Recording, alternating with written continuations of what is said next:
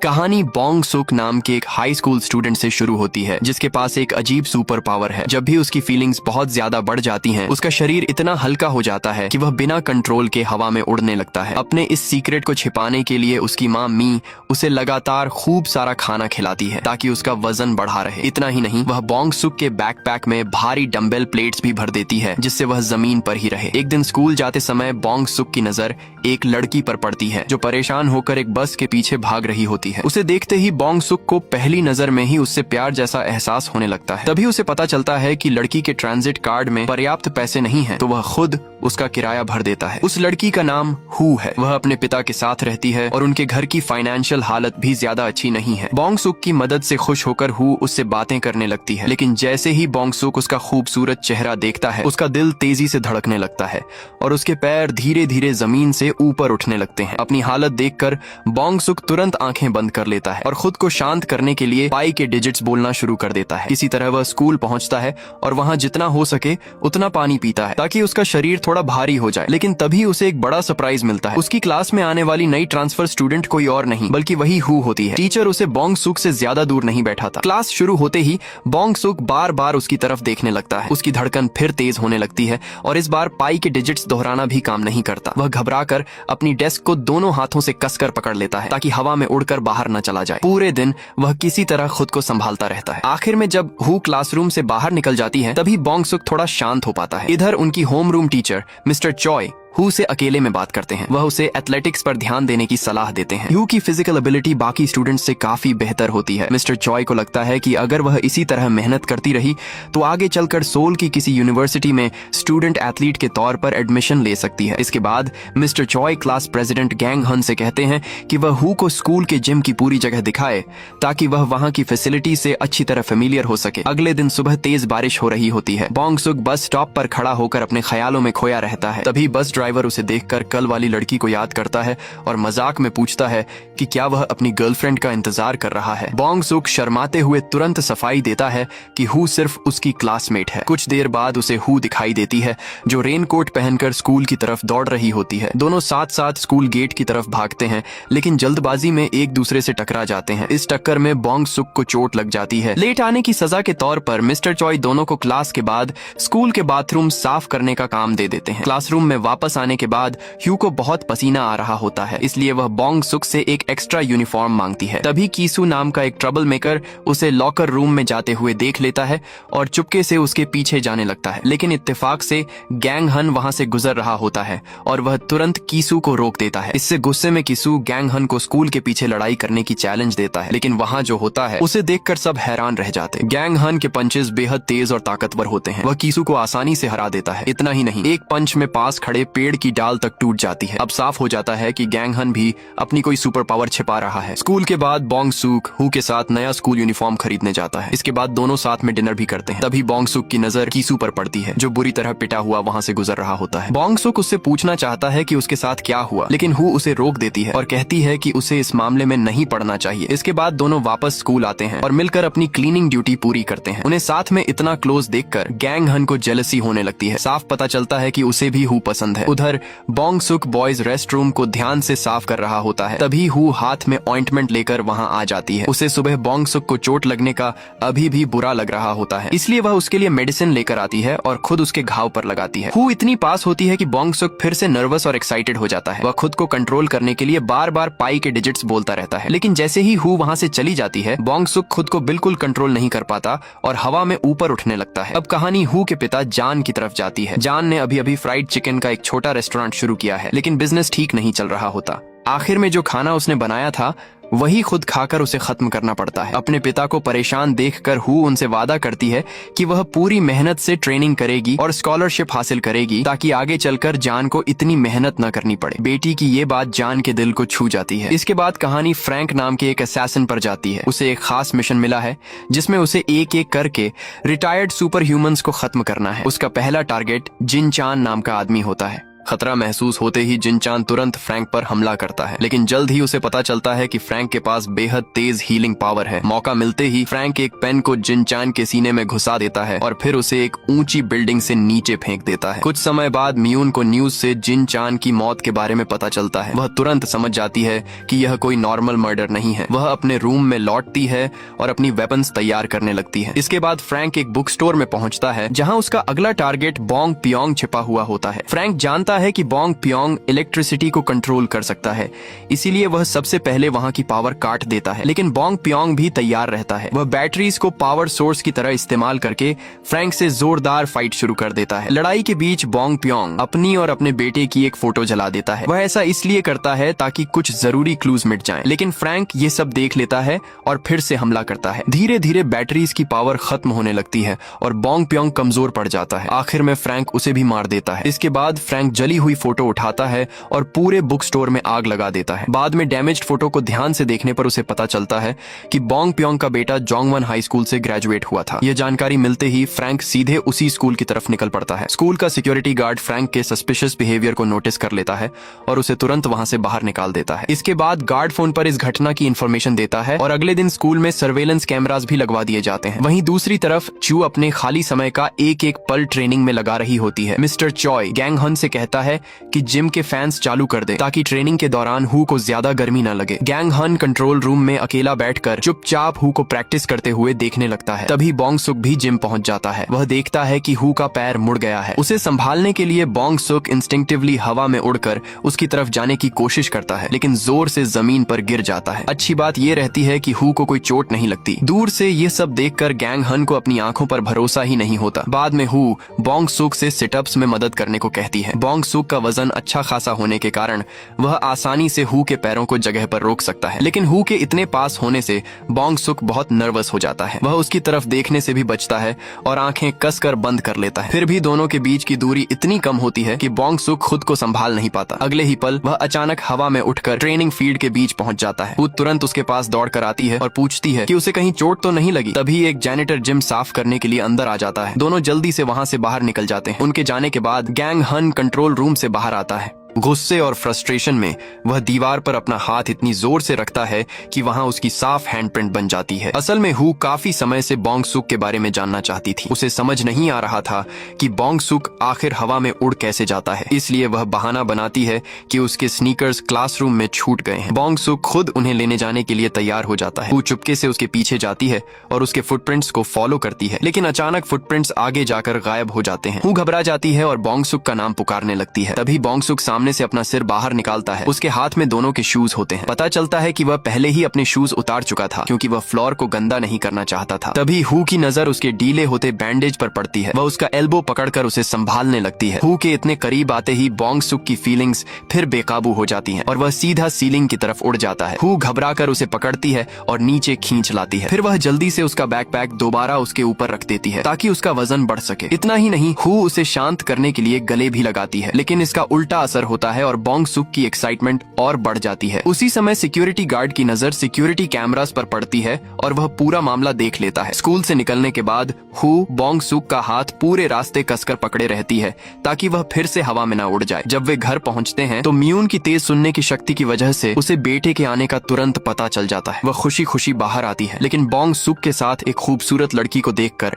हैरान रह जाती है। वो खुद को बोंग सुक की फ्रेंड बताती है। ये सुनते ही मियून बेहद खुश हो जाती है क्योंकि बोंग सुक पहली बार किसी फ्रेंड को घर लेकर आया था। वह हु का दिल से स्वागत करती है और फिर दोनों को अकेला छोड़ देती है। हु जब बोंग सुक के रूम को देखती है तो उसकी नजर चारों तरफ लगी सेफ्टी मैट्स पर पड़ती है। यह देखकर उसे काफी हैरानी होती है। अब बोंग सुक के पास अपना सीक्रेट छिपाने का कोई कारण नहीं बचता, इसीलिए वह उसे पूरी सच्चाई बता देता है। वह समझाता है कि जब उसकी फीलिंग्स बहुत ज्यादा बढ़ जाती हैं तो उसका शरीर खुद ब खुद हवा में उड़ने लगता है। इसी कारण वह खुद को शांत रखने के लिए बार बार पाई के डिजिट्स बोलता रहता है। पूरी बात सुनने के बाद हु थोड़ा मजाक करने का फैसला करती है। वह सीधे बोंग सुक से पूछती है कि क्या वह उसे पसंद करता है। सवाल सुनते ही बोंग सुक फिर से सीलिंग की तरफ उड़ जाता है, लेकिन सबसे हैरानी वाली बात यह होती है कि हु बिल्कुल नहीं डरती। उसके लिए इस दुनिया में हर तरह के लोग मौजूद हैं। उसे बोंग सुक अजीब नहीं लगता। वह बस बाकी लोगों से थोड़ा अलग है। हु उससे वादा करती है कि वह उसका सीक्रेट किसी को नहीं बताएगी। साथ ही वह कहती है कि वह आगे भी उसकी फ्रेंड बनी रहना चाहती है। नीचे मौजूद म्यून उनकी पूरी बातचीत सुन लेती है और राहत की सांस लेकर मुस्कुराने लगती है। शाम होते ही हू अकेले बारिश में अपने घर की तरफ निकल जाती है। हू के जाने के बाद म्यून अपने बेटे से कहती है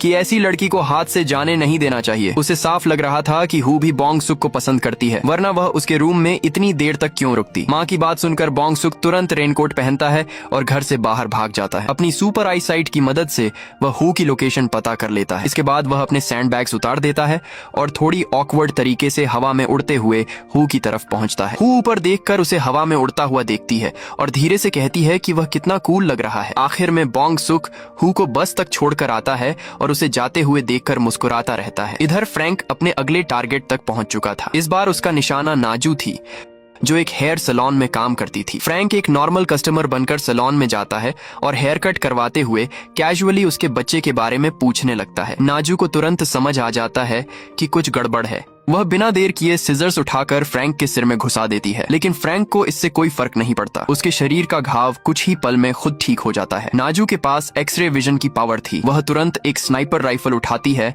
और वॉल्स के पार से फ्रैंक पर गोली चलाने लगती है, लेकिन ऐसे आदमी के खिलाफ उसका कोई फायदा नहीं होता, जिसे मारना लगभग नामुमकिन है। फ्रैंक फिर उससे उसके बच्चे के बारे में पूछता है। नाजू किसी भी हालत में उसका पता बताने को तैयार नहीं होती। फ्रैंक का पेशेंस खत्म हो जाता है और वह नाजू को मार देता है। जाते समय वह ठंडे अंदाज में कहता है कि अब वह उसके बच्चे को उसके फ्यूनरल में ढूंढ लेगा। काम खत्म करके फ्रैंक सैलून से बाहर निकलता है। बाहर उसकी मुलाकात जुवान से होती है, जो वहां खाना पहुंचाने आया था। जुवान उसका रास्ता रोककर सिर्फ इतना पूछता है कि फोन रिपेयर शॉप किस तरफ है, लेकिन फ्रैंक बिना कोई जवाब दिए वहां से चला जाता है। कुछ देर बाद जुवान आखिर अपने कस्टमर तक पहुंच जाता है, लेकिन कस्टमर काफी रूड होता है और पेमेंट सिर्फ कार्ड से करने की बात कहता है। मजबूरी में जुवान मान जाता है और कहता है कि वह अगले दिन कार्ड रीडर लेकर आएगा। अगली सुबह हॉलिडे होने के बावजूद बोंग सुक जल्दी उठ जाता है और बाहर जाने की तैयारी करता है। वह अपनी माँ से कहता है कि स्कूल में एक्स्ट्रा क्लासेस हैं, लेकिन असल में उसका प्लान जिम जाने का होता है ताकि वह ट्रेनिंग के दौरान हू का साथ दे सके। जिम पहुंचकर दोनों की नजर दीवार पर बने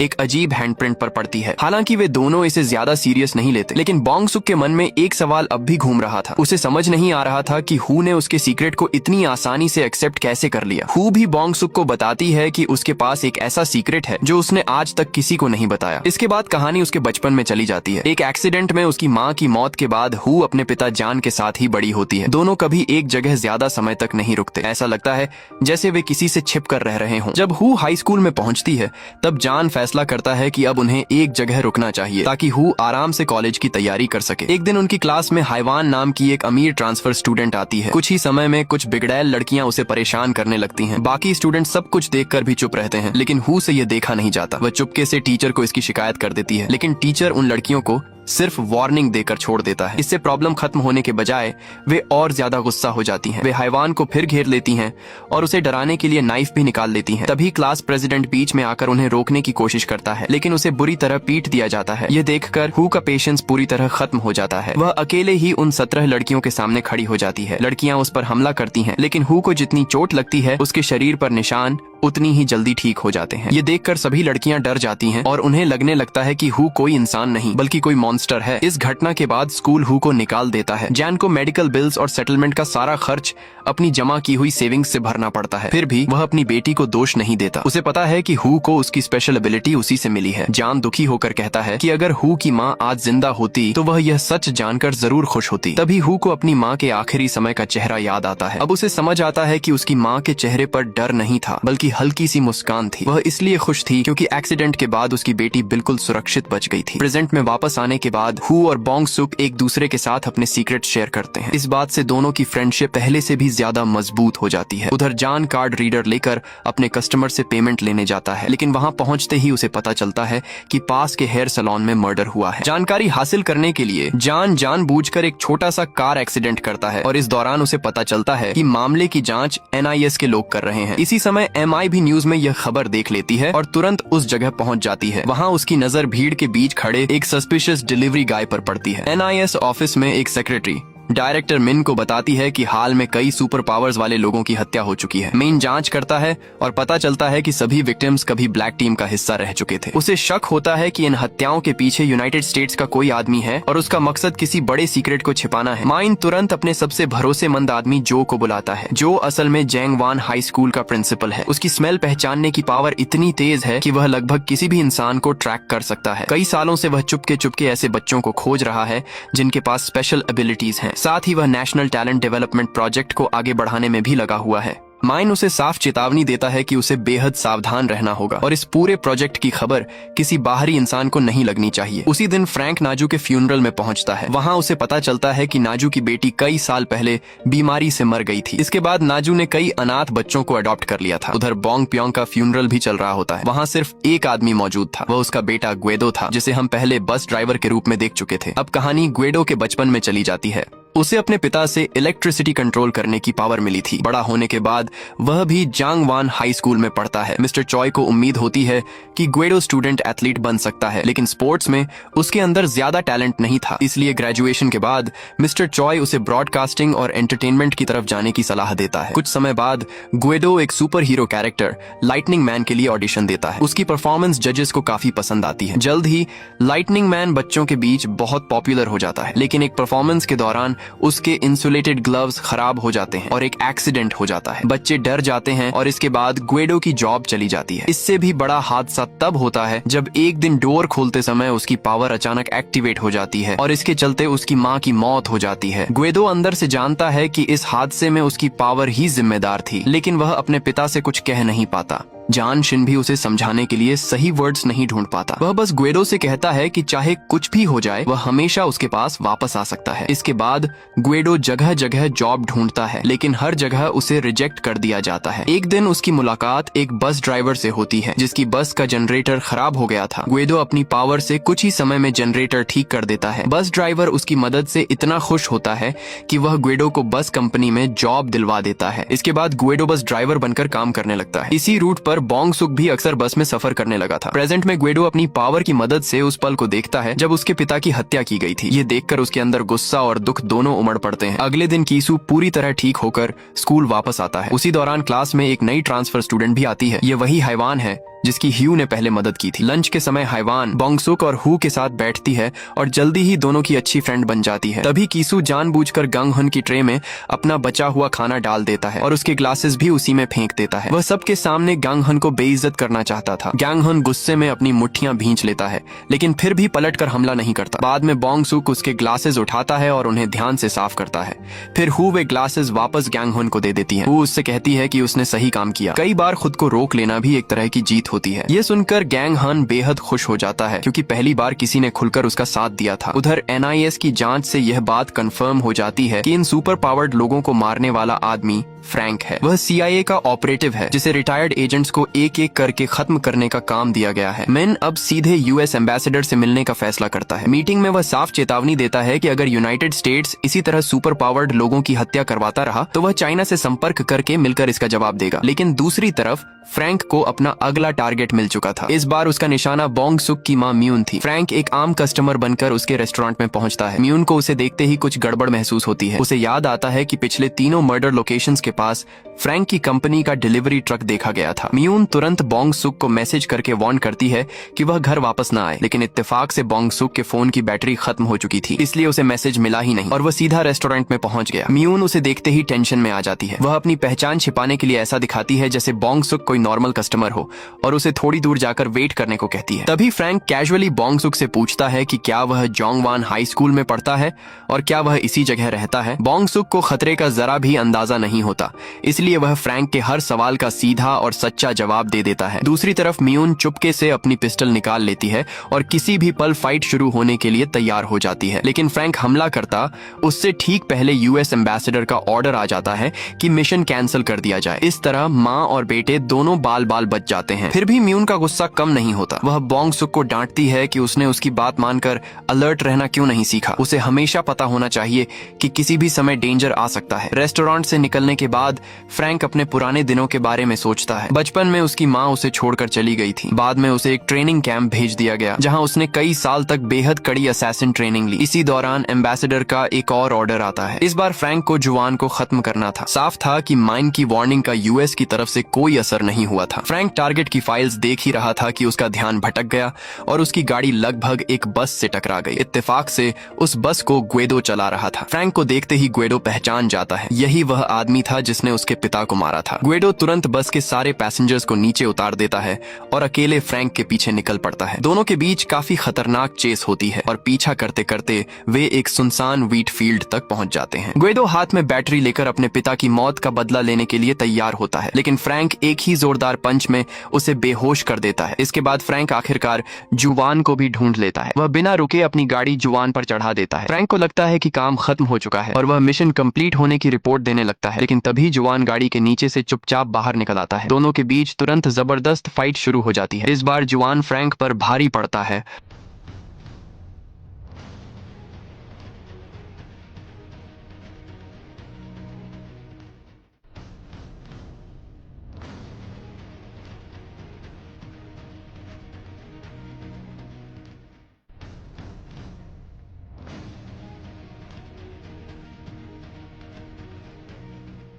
और उसे लगभग खत्म कर देता है। जाने से पहले जुआन उस ट्रक को उसके अंदर रखी सभी टारगेट फाइल्स के साथ आग के हवाले कर देता है। अगले दिन म्यून बोंग सुक को एक पावर बैंक देती है और सख्त हिदायत देती है कि उसका फोन हमेशा चार्ज्ड रहना चाहिए। साथ ही वह कहती है कि स्कूल खत्म होते ही सीधे घर आना है। बोंग सुक को समझ नहीं आता कि माँ अचानक इतनी स्ट्रिक्ट क्यों हो गई है, लेकिन वह उसकी बात मानता है। इसी कारण हु को जिम में अकेले ट्रेनिंग करनी पड़ती है। अगले कुछ दिनों तक बोंग सुक पूरा ध्यान एग्जाम्स की तैयारी पर लगा देता है। हु भी उसे परेशान नहीं करती और चुपचाप उसकी पढ़ाई पूरी होने का इंतजार करती है। एग्जाम से एक दिन पहले हु बोंग सुक से मिलने उसके घर पहुंचती है। उसे देखते ही बोंग सुक बेहद खुश हो जाता है और विंडो से नीचे उड़कर उससे मिलने आ जाता है। हु उसके लैप पर एक बड़ा पत्थर रख देती है ताकि वह एक्साइटमेंट में हवा में न उड़ जाए। फिर वह आखिरकार अपने दिल की बात कह देती है। असल में वह बस इतना कहना चाहती थी कि उसे बोंग सुक की याद आ रही थी। तभी मौसम का पहला स्नो गिरना शुरू हो जाता है। दोनों एक दूसरे को देखकर खुशी से मुस्कुराने लगते हैं। अगले दिन एथलेटिक एग्जाम शुरू होने से पहले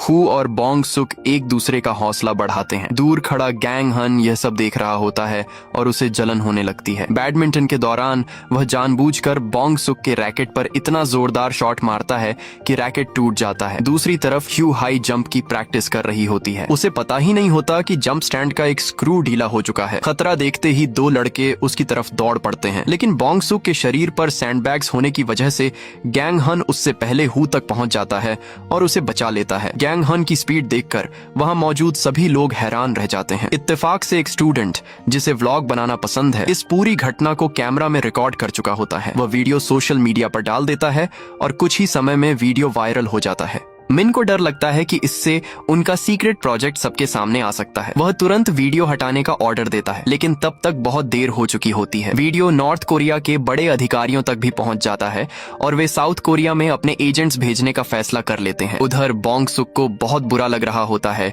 कि वह समय पर हु को नहीं बचा पाया। वह अपनी पावर को कंट्रोल करने के लिए लगातार प्रैक्टिस शुरू कर देता है, लेकिन हर कोशिश में वह हवा से नीचे गिरता रहता है। आखिर में मी उसे पकड़ लेती है और पूछती है कि वह खुद को इस तरह क्यों परेशान कर रहा है। बोंग सुक का गुस्सा फूट पड़ता है। वह रोते हुए अपनी माँ से कहता है कि उसने सालों से उसे रोक कर रखा और इसी वजह से वह हु को बचाने का मौका भी खो बैठा। वह बस आजाद होकर जहाँ चाहे उड़ना चाहता है। माई की आंखों में भी आंसू आ जाते हैं। वह उससे पूछती है कि क्या वह सच में अपने पिता जैसा बनना चाहता है। इसके बाद कहानी बोंग सुक के पिता डस्क के पुराने दिनों में जाती है। डस्क कभी ब्लैक ऑप्स का सबसे बेहतरीन एजेंट हुआ करता था। वह उड़ सकता था और उसकी फाइटिंग स्किल्स भी आम इंसान से कहीं ज्यादा थी। एक दिन वह हवा में उड़ते हुए एक पैसेंजर प्लेन तक पहुंचता है। वह क्रू को बताता है कि प्लेन में बॉम्ब रखा गया है, लेकिन पायलट्स उसे टेररिस्ट समझ लेते हैं और प्लेन की स्पीड बढ़ाकर उससे दूर जाने की कोशिश करते हैं। कुछ ही पल बाद प्लेन में एक्सप्लोजन हो जाता है। डस्क चाहकर भी कुछ नहीं कर पाता और कई पैसेंजर्स की जान चली जाती है। इस हादसे से वह अंदर तक टूट जाता है। उधर डायरेक्टर मिन को पता चलता है कि उनकी एजेंसी के अंदर ही कुछ एनिमी स्पाइज छिपे हुए हैं। उन्हें पकड़ने के लिए वह एक बड़ी बैंक्वेट पार्टी रखता है और सभी एजेंट्स को वहां बुलाता है। म्यून को स्टेज पर परफॉर्मेंस करने की जिम्मेदारी दी जाती है ताकि सबका ध्यान उसी तरफ रहे। लेकिन ऑपरेशन टीम का लीडर मिशन जल्दी पूरा करने के लिए इनोसेंट लोगों की जान तक रिस्क में डालने को तैयार होता है। मियून ये सब देखकर चुप नहीं रह पाती। वह हॉल में फ्लैशबैंग फेंक देती है, फिर डोर खोलकर सर्वाइवर्स को बाहर निकलने का सिग्नल देती है। मिशन पूरा न करने के कारण बाद में उसे पनिशमेंट भी मिलती है। कुछ समय बाद डायरेक्टर मिन को एक और सीक्रेट मिशन मिलता है। इस काम के लिए डस्क सबसे सही आदमी था, लेकिन उससे पहले मिन उसके सोचने के तरीके को समझना चाहता था। इसके लिए वह मियून को चुनता है। मियून की इंस्टिंक्ट्स बहुत तेज हैं, उसके रिफ्लेक्सेस और सेंसेस भी असाधारण हैं। उसे डस्क के करीब जाकर उसे अपने प्यार में फंसाना था और फिर उसके सीक्रेट्स पता करने थे। अगले ही दिन से मियून जानबूझकर डस्क के सामने बार बार आने लगती है। शुरुआत में इसका ज्यादा असर नहीं होता, लेकिन धीरे धीरे डस्क उस लड़की को नोटिस करने लगता है जो हर जगह किसी न किसी बहाने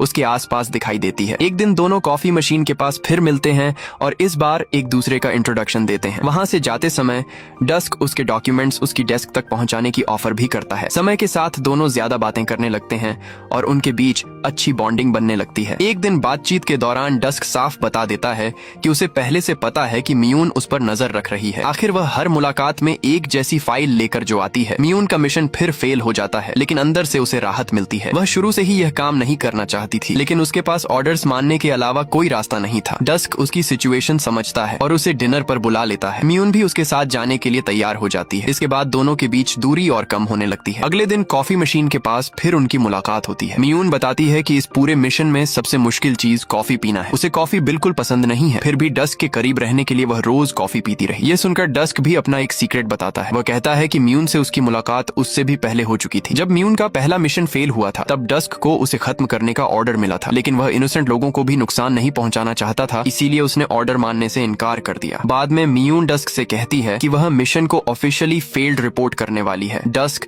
तुरंत उसे रोकता है। अगर उसका मिशन फिर फेल हुआ तो उसे बड़ी सजा मिल सकती थी, इसीलिए मियून डायरेक्टर मिन को बताती है कि सब कुछ प्लान के मुताबिक आगे बढ़ रहा है। जाने से पहले वह सेक्रेटरी को कपड़े चुनने और कॉफी बनाने को लेकर कुछ टिप्स भी देती है ताकि उसे दोबारा डांट न सुननी पड़े। उस रात मियून देर तक ऑफिस में अकेली काम कर रही होती है। तभी उसे विंडो के बाहर कुछ अजीब आवाज सुनाई देती है। वह देखकर हैरान रह जाती है कि डस्क हवा में उसके बाहर तैर रहा है। डस्क उसे बताता है कि उड़ना उसकी स्पेशल एबिलिटी है। फिर वह मियून को एक लंच बॉक्स देता है। मियून खाना खाती है और उसके चेहरे पर अपने आप खुशी आ जाती है। अगली शाम डस्क फिर उसके पास आता है। वह बताता है कि पूरी जिंदगी उसने पर्दे के पीछे रहकर काम किया है। लोगों से ज्यादा बातचीत करने की उसे आदत नहीं है, इसलिए सोशलाइजिंग में वह थोड़ा ऑकवर्ड है, लेकिन वह जो भी करता है दिल से करता है। इसके बाद मियून भी अपना सीक्रेट बताती है। उसकी हियरिंग और आई साइट दोनों बहुत तेज हैं, यहाँ तक कि वह डस्क के दिल की धड़कन भी सुन सकती है। ये सुनकर डस्क अपने फीलिंग्स को रोक नहीं पाता और उसे किस कर देता है, लेकिन एक्साइटमेंट इतनी बढ़ जाती है कि वह खुद हवा में ऊपर उठने लगता है। इसी बीच सेक्रेटरी अनजाने में एक बहुत बड़ा सीक्रेट सुन लेती है। उसे पता चलता है कि माइन ने मियून को डस्क के करीब भेजने का फैसला सिर्फ इसलिए किया था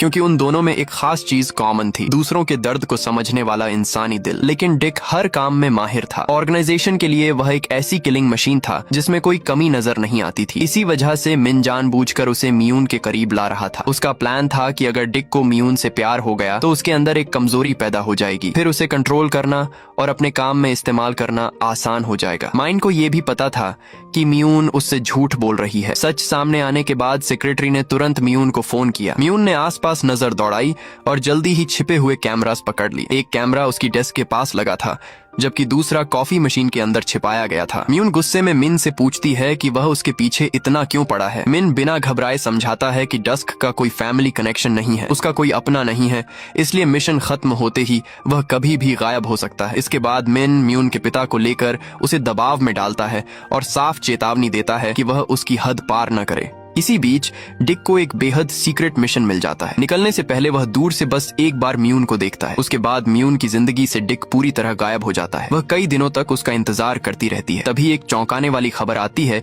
कि नॉर्थ कोरिया के प्रेसिडेंट की हार्ट अटैक से मौत हो गई है। ये खबर सुनते ही डायरेक्टर मिन घबरा जाता है। उसके प्लान के हिसाब से प्रेसिडेंट को डिक के हाथों मरना था, लेकिन अब कुछ और ही हो चुका था। मिन को समझ नहीं आता कि आखिर गड़बड़ कहाँ हुई। वह तुरंत अपने लोगों को डिक को ढूंढने का आदेश देता है, क्योंकि अगर डिक ने ऑर्गेनाइजेशन के सीक्रेट्स खोल दिए है तो उससे जुड़े हर इंसान की मुश्किल बढ़ जाएगी। एक रात तेज बारिश हो रही थी। म्यून घर में अकेली थी। तभी उसे विंडो के बाहर किसी की परछाई दिखाई देती है। बाहर डिक खड़ा था। उसे लग रहा था कि शायद उसके पास ज्यादा समय नहीं बचा है, इसलिए वह म्यून से आखिरी बार मिलने आया था। लेकिन उसे पता नहीं था कि आसपास पहले से ही कई स्नाइपर्स उसका इंतजार कर रहे थे। कुछ ही देर में स्नाइपर्स ने उसे चारों तरफ से घेर लिया और वहीं गिरफ्तार कर लिया। अब कहानी जुवान के पुराने दिनों में चली जाती है। उस समय जुवान एक गैंगस्टर बॉस जिन के लिए काम करता था। एक दिन जिन एक नाइट क्लब का इलाका अपने कब्जे में लेना चाहता है। जुवान अकेले ही क्लब के अंदर घुस जाता है और वहाँ मौजूद सारे गुंडों को हरा देता है, यहाँ तक कि वह खुद को नाइफ से घायल करके अपना गॉल ब्लैडर तक दिखा देता है और नाइट क्लब के ओनर को डराने लगता है। आखिर में वह क्लब वापस हासिल कर लेता है और वहाँ मौजूद सभी लोग उसके सामने सिर झुका देते हैं। बाद में बाथरूम में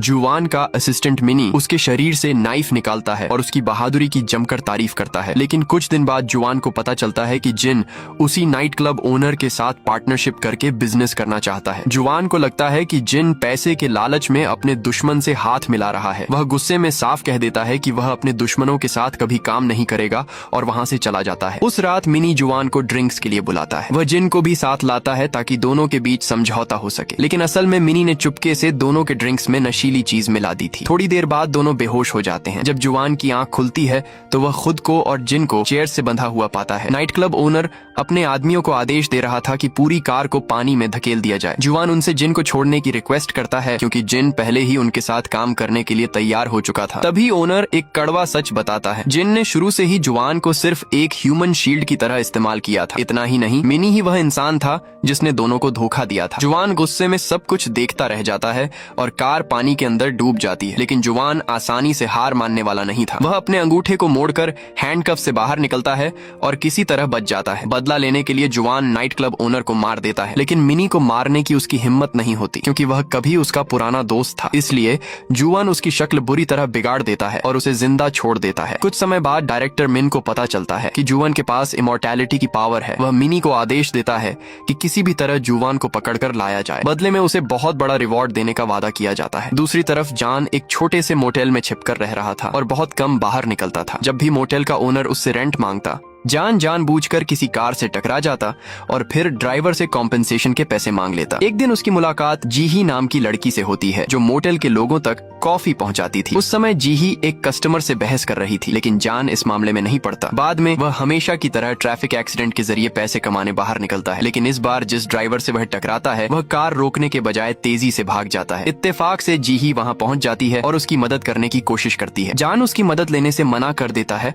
और सिर्फ पुलिस स्टेशन का रास्ता पूछता है। जीही उसे रास्ता समझा देती है, लेकिन कुछ देर बाद जान फिर रास्ता भटक जाता है और परेशान होकर रोने लगता है। तभी जीही दोबारा वहां से गुजरती है और उसे अपनी कार में बैठाकर ले जाती है। बस यहीं से जान को उस दयालु लड़की से प्यार हो जाता है। अब उसे दोबारा देखने के लिए वह कॉफी शॉप में फोन करके ऑर्डर देने लगा। ऑर्डर करने से पहले वह खुद को भी अच्छी तरह तैयार करता था, लेकिन पहली बार कॉफी लेकर जीही नहीं आती। जान जल्दी से कॉफी खत्म करता है और फिर दूसरा ऑर्डर कर देता है। ऐसे करते करते चौथे ऑर्डर पर जाकर जीही खुद कॉफी लेकर आती है। जान उसे कुछ एक्स्ट्रा टिप भी देता है ताकि वह थोड़ी देर रुककर उससे बात करे। अगले कुछ दिनों तक वह सिर्फ जीही को देखने के लिए अपनी लगभग सारी सेविंग्स कॉफी पर खर्च करने लगता है। एक दिन जीही दूसरे रूम में कॉफी देने गई थी, तभी कुछ गुंडे उसे परेशान करने लगते हैं। बाहर से जान को उसकी मदद के लिए आवाज सुनाई देती है। वह बिना सोचे दीवार पर जोरदार पंच मारता है और सीधे दीवार तोड़कर अंदर पहुंच जाता है। इसके बाद वह सभी गुंडों की जमकर पिटाई करता है और उन्हें रूम के अंदर बंद कर देता है, लेकिन उनमें से एक किसी तरह भाग निकलता है। इत्तेफाक से वह मिनी का ही एक आदमी था। उस रात मिन की तुरंत जुवन के पीछे हथियारों से लैस गुंडों की एक बड़ी टीम भेज देता है। वह डायरेक्टर मिन को भी बुलाता है ताकि वह खुद अपनी आंखों से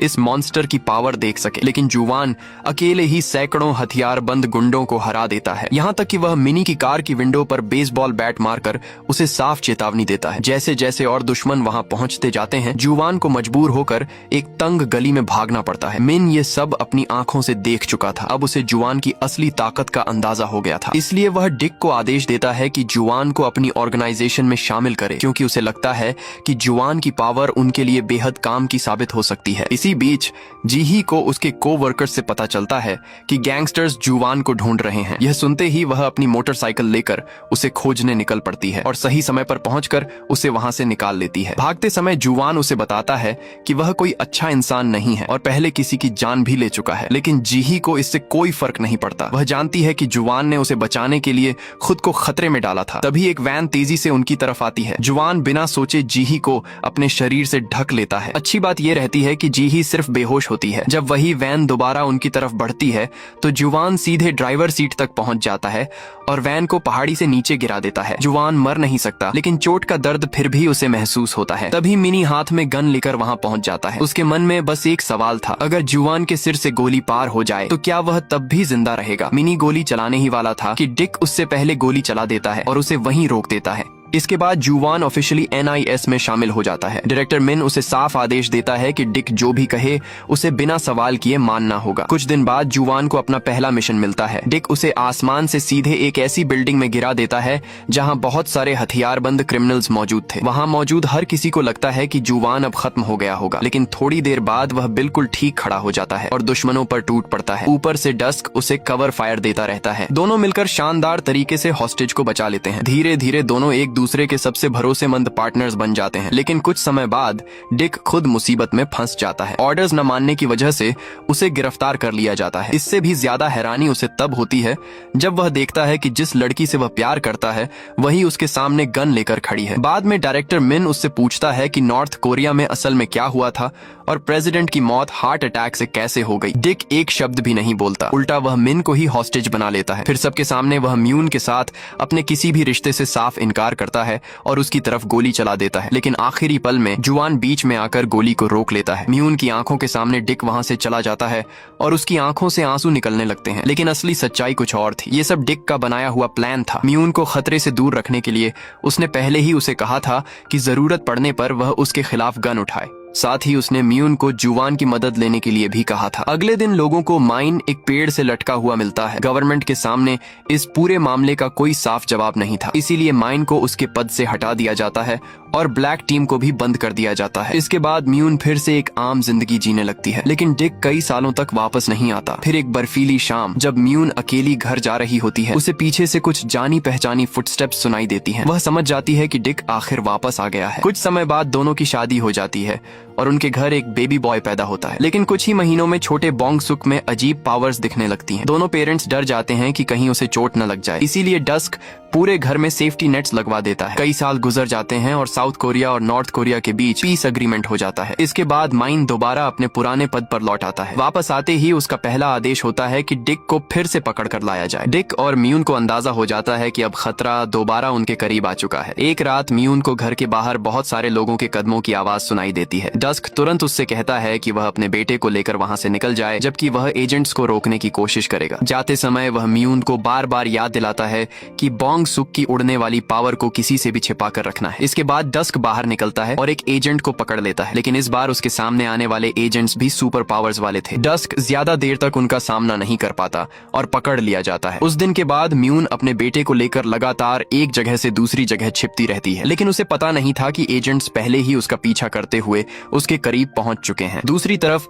जुवान कॉफी शॉप में जाकर आखिरकार जीही को अपने दिल की बात बता देता है। कुछ समय बाद दोनों एक खुशहाल फैमिली बना लेते हैं। जुवान भी एक आम ऑफिस वर्कर की जिंदगी शुरू कर देता है, लेकिन कंप्यूटर्स के मामले में वह बिल्कुल अच्छा नहीं था, इसलिए अक्सर रात तक अकेला बैठकर अपना काम पूरा करता रहता था। धीरे धीरे उसे अपनी पुरानी जिंदगी याद आने लगती है। उसे फिर से वही एक्शन और खतरे वाली जिंदगी पसंद आने लगती है। तभी एक दिन मिन अचानक उसके पास आता है और एक मिशन में मदद मांगता है। मिन समझ जाता है कि जुवान अपनी साधारण जिंदगी से थक चुका है। वह उसे अपनी पावर्स का इस्तेमाल किसी बड़े काम के लिए करने को कहता है। जुवान खुद भी कंफ्यूज था कि उसे क्या करना चाहिए। तब जीही उसे कहती है कि उसे वही करना चाहिए जो उसका दिल कहता है। वह जो भी फैसला लेगा जीही हमेशा उसके साथ रहेगी। आखिर में जुवान फिर से एजेंसी में लौटने का फैसला करता है और सोल्जर्स के साथ स्पाइस को पकड़ने के मिशन पर निकल जाता है। मिशन के दौरान जो को शक होता है कि स्पाइस के बीच कोई सुपर ह्यूमन भी मौजूद है। वह जुवान से कहता है कि जल्द ही गन फाइट शुरू होने वाली है। दोनों तब तक इंतजार कर सकते हैं जब तक ज्यादातर सोल्जर्स घायल या मारे न जाएं। उसके हिसाब से सुपर ह्यूमंस की असली पहचान तभी बनती है जब वे वो काम करें जो आम इंसान नहीं कर सकते। लेकिन जुवान वहाँ खड़े होकर लोगों को मरते हुए नहीं देख सकता था, इसलिए वह तुरंत उनकी मदद के लिए आगे बढ़ जाता है। तभी दुश्मन सुपर ह्यूमन पहाड़ से बड़े बड़े पत्थर नीचे गिराने लगता है। जुवान आसानी से हर पत्थर से बचता है और सीधे उसके साथ फाइट शुरू कर देता है। जब उस सुपर ह्यूमन को समझ आता है कि जुवान को हराना आसान नहीं है तो वह मिशन छोड़कर वहां से भाग जाता है। अब डायरेक्टर मिन को पक्का यकीन हो जाता है कि नॉर्थ कोरिया भी गुप्त रूप से सुपर ह्यूमंस तैयार कर रहा है। वह चुप बैठने के बजाय तुरंत ब्लैक टीम को फिर से शुरू करता है और जुवान को उसका लीडर बना देता है। कुछ समय बाद जुवान की बेटी हुसू पैदा होती है। अब हर मिशन पहले से अलग लगने लगता है क्योंकि घर पर उसकी छोटी बेटी उसका इंतजार कर रही होती है। लेकिन जुवान की ये खुशी ज्यादा समय तक नहीं टिकती। एक भयानक कार एक्सीडेंट में जीही की मौत हो जाती है। हुसू इस एक्सीडेंट में सिर्फ इसलिए बच पाती है क्योंकि उसे अपने पिता की सुपर पावर विरासत में मिली थी। अपनी बेटी की देखभाल के लिए जुवान डायरेक्टर मिन से रिक्वेस्ट करता है कि उसे फील्ड ड्यूटी से हटाकर डेस्क जॉब दे दी जाए। माइन उसकी बात मान जाता है, लेकिन इसके बदले वह जुवान के सामने एक शर्त रख देता है। एजेंसी की तरफ से जब भी जुवान को कॉल आता उसे तुरंत वहां पहुंचना पड़ता। अब कहानी गैंग हन के पिता जमान पर आती है। जेमान के पास गजब की ताकत थी। वह 1000 पाउंड से भी ज्यादा भारी चीजें आसानी से उठा सकता था, लेकिन उसकी समझ थोड़ी कमजोर थी, इसलिए लोग अक्सर उसका मजाक उड़ाते और उसे नीचा दिखाते थे। अच्छी बात यह थी कि उसकी पत्नी यूनयोंग हमेशा उसके साथ खड़ी रहती थी। चाहे हालात कैसे भी हों, वह कभी अपने पति का साथ नहीं छोड़ती। एक दिन गवर्नमेंट सड़कों पर लगे सभी स्ट्रीट वेंडर्स को जबरदस्ती हटाने का आदेश देती है। यूनयोंग भी इस प्रोटेस्ट में शामिल हो जाती है और जाने से पहले जेमान से कहती है कि वह उनके बेटे का ध्यान रखे। लेकिन डिमोलिशन टीम वेंडर्स के साथ बहुत सख्ती करने लगती है और विरोध करने वालों पर हमला शुरू कर देती है। इधर जेमान काफी देर तक घर पर अपनी पत्नी का इंतजार करता रहता है, लेकिन वह वापस नहीं आती। परेशान होकर वह उसे ढूंढने निकलता है। तभी उसे यूनयोंग नजर आती है, जिसे ऑफिसर्स जबरदस्ती वहां से ले जा रहे थे। ये देखकर जेमान का गुस्सा फूट पड़ता है। वह ऑफिसर्स को अपनी ताकत से दूर फेंक देता है और अपनी पत्नी को बचाने आगे बढ़ता है। उसे रोकने के लिए अथॉरिटीज को हाई प्रेशर वाटर कैनन्स तक बुलाने पड़ते हैं। हालात बिगड़ते देखकर यूनयोंग अपने पति से बार बार कहती है कि वह वहां से भाग जाए। उसी समय डायरेक्टर मिन को पता चलता है कि इस पूरे मामले में एक सुपर ह्यूमन शामिल है। वह तुरंत जुवान को उसे पकड़ने का आदेश देता है। जुवान के पास आदेश मानने के अलावा कोई रास्ता नहीं था। वह अपनी बेटी से घर पर रहने को कहता है और खुद वहां पहुंच जाता है। एक विटनेस बताता है कि जेमान भागकर सीवर्स में चला गया है। उधर जेमान एक मैनहोल कवर को उठाकर बाहर निकलने की कोशिश कर रहा था। उसने अपने बेटे से वादा किया था कि वह रात के 10 बजे से पहले घर लौट आएगा। तभी उसे पता चलता है कि जुवान उसे पकड़ने आया है। जेमान तुरंत उससे भिड़ जाता है। दोनों के बीच जोरदार फाइट शुरू हो जाती है और दोनों एक दूसरे को बराबर की टक्कर देते हैं। लड़ाई के बीच जुवान को एक मौका मिलता है और वह खुद को जमान के साथ हैंडकफ कर लेता है। इसके बाद वह किसी तरह जमान को बेहोश कर देता है। जुवान वहां से जाने ही वाला था कि उसकी नजर अंडरग्राउंड फंसे एक बच्चे पर पड़ती है। वह बिना देर किए अपने हाथों से दीवार तोड़ने की कोशिश करता है। तभी जमान भी होश में आकर उसकी मदद करने लगता है। दोनों मिलकर उस बच्चे को बाहर निकाल लेते हैं। बच्चे को बचाने के बाद जुवान जमान को छोड़ देता है ताकि वह अपने बेटे के पास वापस जा सके। लेकिन जब मीन को यह बात पता चलती है तो वह बेहद गुस्सा हो जाता है और तुरंत जमान को पकड़ने के लिए एजेंट्स भेज देता है। इधर छोटा गैंग हन अपने पिता को चोट खाते नहीं देख सकता था। गुस्से में उसकी अपनी सुपर पावर अचानक बाहर आ जाती है और वह एजेंट्स को दूर उड़ा देता है। ये देखकर माइन को पहली बार पता चलता है कि सुपर पावर्स बच्चों को उनके पेरेंट्स से मिल सकती हैं। अब माइन का ध्यान सुपर ह्यूमन से ज्यादा उनके बच्चों पर चला जाता है। दूसरी तरफ जुवान अपनी बेटी को बचाने के लिए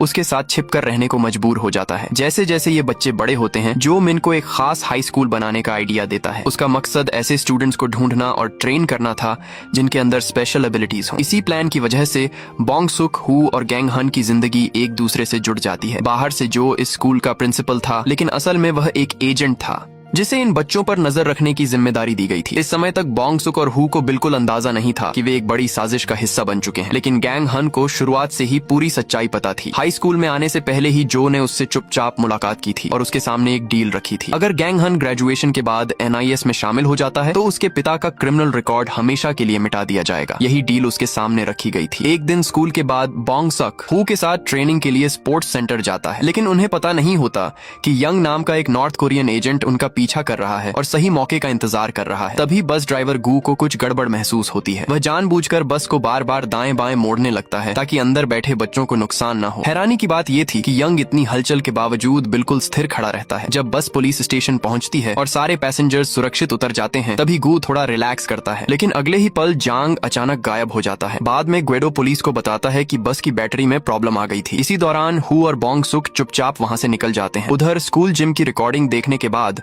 म्यून और जुवान को तुरंत समझ आ जाता है कि मामला साधारण नहीं है। एक ही क्लास में कई ऐसे बच्चे पढ़ रहे हैं जिनके पास सुपर पावर्स हैं। इतनी सारी चीजें एक साथ होना उन्हें बहुत सस्पिशियस लगता है। म्यून तुरंत हैंडगन उठाती है और स्कूल की तरफ निकल जाती है। जुवान को भी जब पता चलता है कि उसकी पावर्स अभी भी काम कर रही हैं, तो वह तुरंत स्कूल पहुंचता है। थोड़ी देर बाद मी की मुलाकात होम रूम टीचर मिस्टर चॉय से होती है। वह सीधे पूछती है कि जिस लड़के ने हु को बचाया था, क्या उसके पास भी सुपर पावर्स हैं? चॉय कुछ पल के लिए चुप हो जाता है, फिर वह बात संभालते हुए कहता है कि वह लड़का बस बहुत एथलेटिक है। लेकिन माई तुरंत समझ जाती है कि वह झूठ बोल रहा है। अब वह चॉय से पूछती है कि उसने असल में इस स्कूल में काम कब शुरू किया था। इस सवाल के साथ चॉय को अपना पुराना समय याद आ जाता है। कई साल पहले जब उसने NIS ज्वाइन किया था, तब मिन ने उसे हाई स्कूल टीचर बनकर काम करने का आदेश दिया था। उसका काम उन बच्चों पर नजर रखना था जिनके अंदर स्पेशल एबिलिटीज थी। लेकिन प्रिंसिपल जो इन बच्चों की पावर्स जगाने के लिए बहुत सख्त तरीके अपनाता था। उसने गैंग हन को भी जानबूझकर कुछ डिलिंक्वेंट्स के हाथों पिटवाने का इंतजाम किया। इसके बावजूद गैंग हन ने कभी पलटकर फाइट नहीं की। ये सब देखकर चॉय अंदर से परेशान हो जाता है। आखिर वह जो के पास जाकर पूछता है कि क्या वे लोग हद से आगे नहीं जा रहे, लेकिन जो उसे साफ चेतावनी देता है कि ऊपर से मिले ऑर्डर्स के खिलाफ जाने की कोशिश न करे। 4 साल बाद स्कूल में सुन नाम की एक लड़की आती है। वह रिटायर्ड एजेंट नाजू की बेटी होती है। चॉय को उससे काफी उम्मीदें होती हैं, क्योंकि वह फिजिकली बहुत अच्छी है और उसके पास एक्सरे विजन भी है। लेकिन एक ट्रेनिंग सेशन के दौरान सियोन अचानक गिर जाती है। कुछ समय बाद उसकी बीमारी से मौत हो जाती है।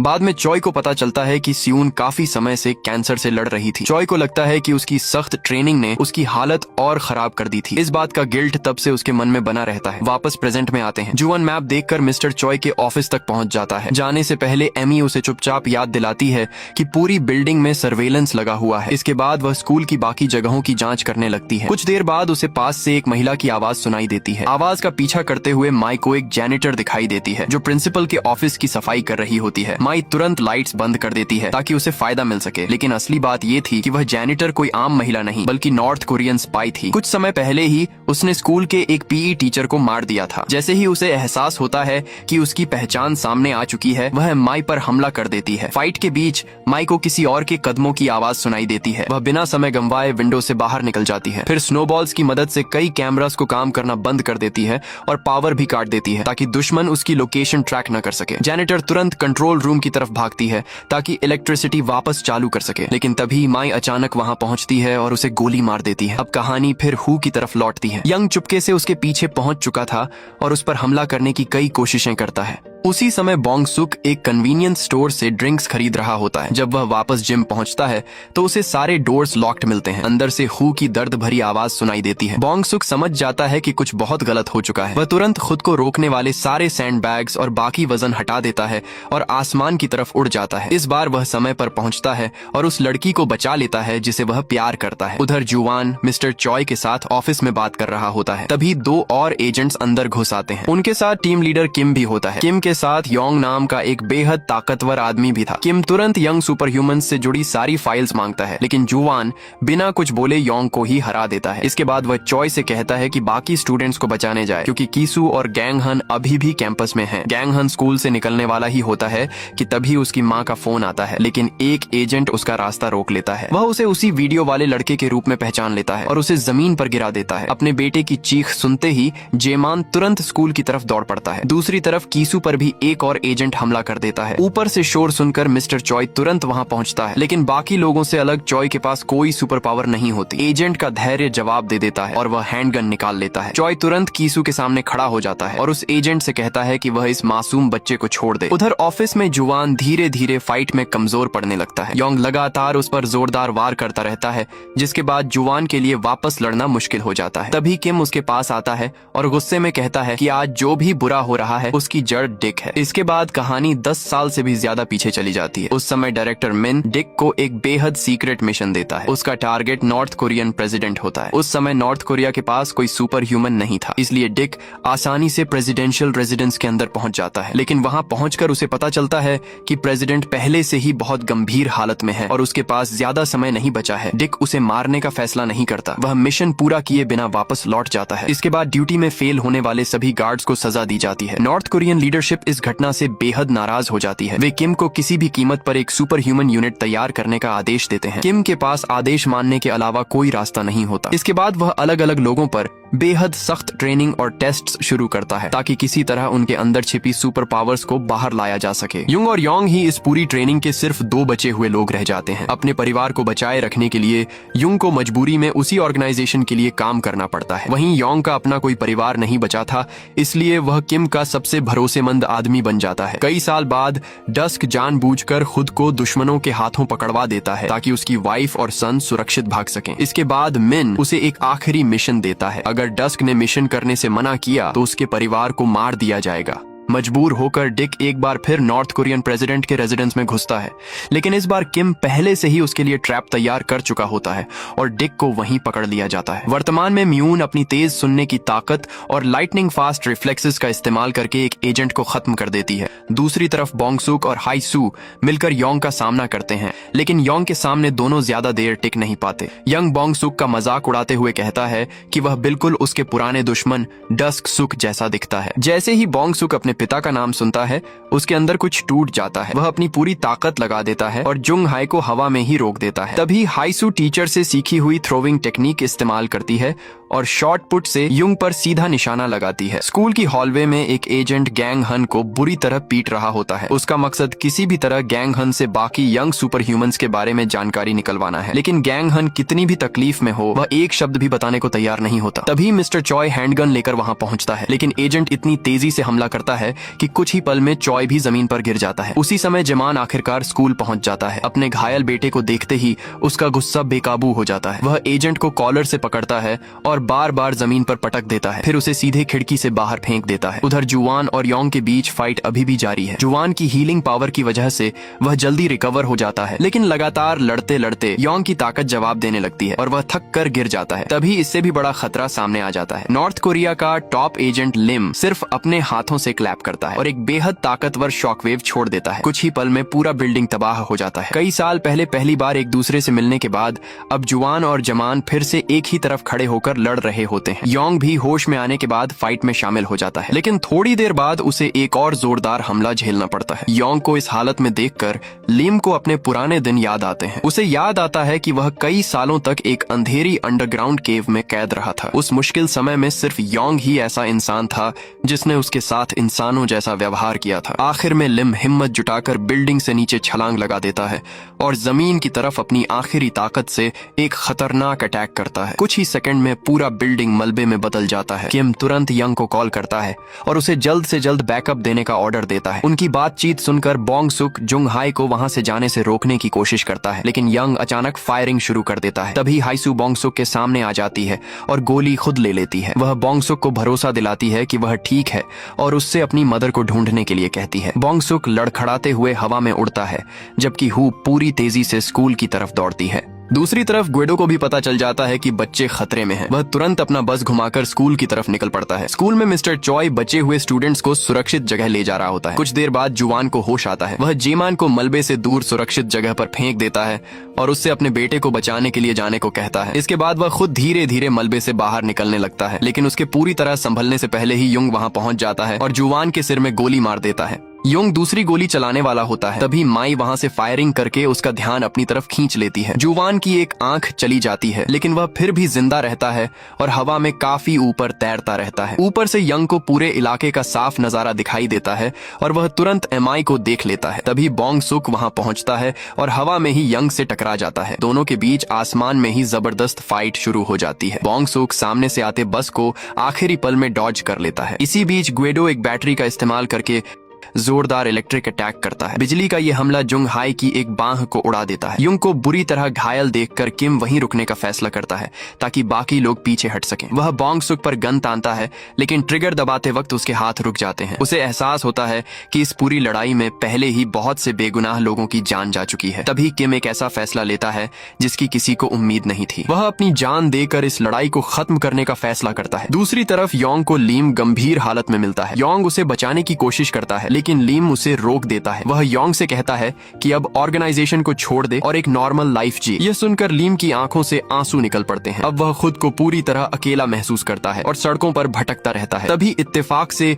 उसकी टक्कर हाईसू से हो जाती है। हाईसू को पता भी नहीं होता कि उसके साथ क्या हुआ है, फिर भी वह प्यार से उसके कंधे पर हाथ रखकर उसे शांत करती है। कुछ समय बाद स्कूल के सारे स्टूडेंट्स अपनी ग्रेजुएशन पूरी कर लेते हैं। मिस्टर चॉय चुपचाप जुआन से मिलता है और उसे यंग सुपर ह्यूमंस की पूरी इंफॉर्मेशन वाली फाइल्स सौंप देता है, जो दोबारा इन छिपे हुए सुपर ह्यूमंस तक न पहुंच सके। इसलिए जान उसे बिना किसी हेजिटेशन के खत्म कर देता है। उधर नॉर्थ कोरिया में यंग अपने क्रूल सुपीरियर को मारकर अपने मारे गए साथियों का बदला लेता है। इसके बाद वह डिक से मिलने जाता है, जो कई सालों से कैद में था। यंग उसे एक गन देता है और कहता है कि अब वह घर वापस जाए और अपने बेटे की रक्षा करे। दूसरी तरफ गैंग हन NIS ज्वाइन करने का फैसला करता है। इसके बदले वह डायरेक्टर मिन से अपनी एक शर्त रखता है। वह चाहता है कि माइन उसके पिता का क्रिमिनल रिकॉर्ड हमेशा के लिए मिटा दे। ऑफिस से बाहर निकलते समय उसकी मुलाकात स्कूल के सिक्योरिटी गार्ड और एक ऐसी लड़की से होती है जिसकी उसे उम्मीद नहीं थी। वह हाइवान है, वही लड़की जिसे हाईसू ने पहले बुलीज से बचाया था। उसी रात डस्क आखिरकार साउथ कोरिया वापस लौटता है। वह माइन को मार देता है